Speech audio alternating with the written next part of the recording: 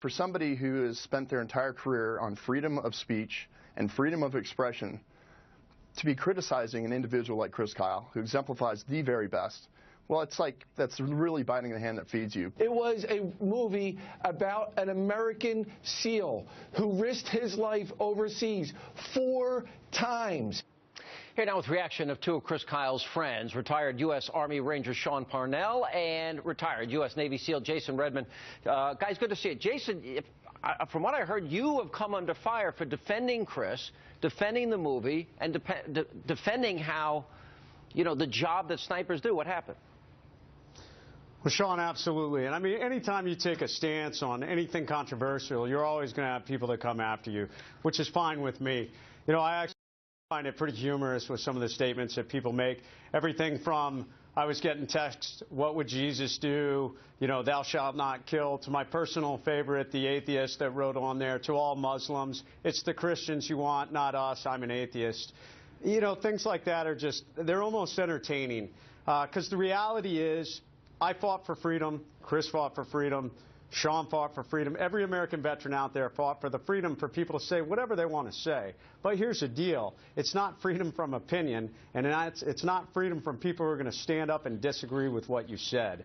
Both Michael Moore and Seth Rogen made inflammatory comments that disrespected the service of a great American, a great sniper, a great father, everything that Chris ever did, and in turn, it directly reflected upon the American military. And that's why I'm so adamant about stepping up and saying, hey, you can say what you want, but I'm going to be there to counteract it. No, I think it's important because you also knew Chris, and Sean, you knew Chris.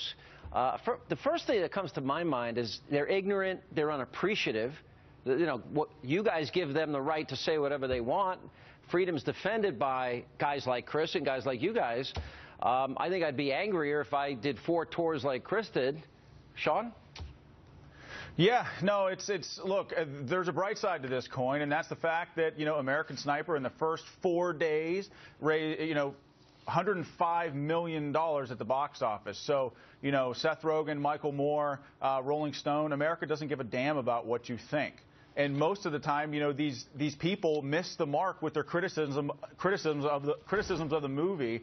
You know, American Sniper is not a political commentary on the Iraq War. American Sniper is not an exploratory view of weapons of mass destruction in Iraq. It is not an exploration or an in-depth study of the atrocities that Americans committed. It is an introspective look at the effects of on an American hero and on the warrior and on their family. American Sniper is not a pro-war film, it's a pro-warrior film. And every time the journalists or some of these coddled Hollywood types come out and criticize the film or criticize Chris or the warrior's journey home, it just makes it more difficult for guys that have served in combat to actually come home and live a normal life, because it makes it more difficult for them to talk about their experience without being criticized for it. And, you know, look, here's the bottom line. 0.4% of this nation has served this country during 13 years of war. The gap between warrior and citizen in this country has never been greater. And so every time that these Hollywood liberals or journalists make comments that criticize our warriors on the battlefield, it makes that gap even further apart, and it becomes very hard to reconcile here when you come home. Yeah, I think I'd be pretty angry as a warrior that put my life on the line for as long as he did, or as long as you guys did, only to get this treatment when you get back. Now, you were both friends with Chris. I ask you, Jace, did he ever talk about these experiences? I mean, is this what he described to you, that he, you know, the decisions that he had to make? You know, I think all warriors sit around and talk about things that happen on the battlefield. I mean, I don't think I ever sat around with the guys and said, well, I wish we had done this or I wish we had done that. You know, many times you'll second guess how an operation unfolds. But, you know, we follow the law of armed conflict. We follow the rules of the Geneva Convention. You know, the American military follows the most strict guidelines related to war to probably almost any nation out there. So when we go in and we do something, we do it to the utmost of our ability. Yeah. Chris did that so that we could make sure we were making the right decisions on the battlefield and come home and say, hey, I did what was right to take care of my men and preserve the freedom of the American people. Yeah, and then Michael Moore, we were taught that snipers were cowards. Oh, but I didn't specifically an American sniper, but yet he does it on the day that it's released. So it's, you know, in that sense, he's a coward because he thinks he's being cute by saying, oh, I didn't really mean it about that, as he tries to back off the controversy because he's getting slammed. Sean? Reaction. Well, yeah, I mean, the key part of Michael Moore's tweet was that he said, you know, he mentioned invaders, and that is a direct slight at the 9/11 generation who raised their right hand to serve something greater than themselves during a time of war. And these people are the best of us. And so whenever they're criticized, and as Jay said, you know, we defended their right to say whatever it is that they want. But, you know, we're sick and tired of, you know, some of these Hollywood elites and people that have big, powerful platforms not being accountable for their words. And we're also sick and tired of them sort of shaping the way that our society and our culture views veterans. So that's why it's important for Jay and other military veterans to speak out so that we have our voice heard, so that that doesn't happen.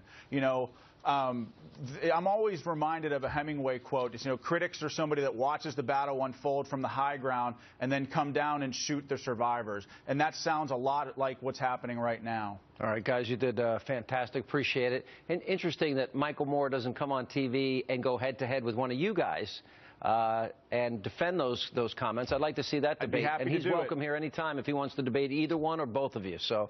You know, Sean, anybody that knew Chris knew that he was somebody that when he was out and about, he loved to practice his choke-out skills. So all the people that know Chris are going to laugh at this. So I guarantee you, if Chris was still walking around today and he was with Michael Moore, he would be glad to put Michael Moore to sleep. It would probably take him about 9 seconds. Wouldn't take that long. If he could get his arm around his neck. All right. Guys, appreciate it. Thanks for being with us.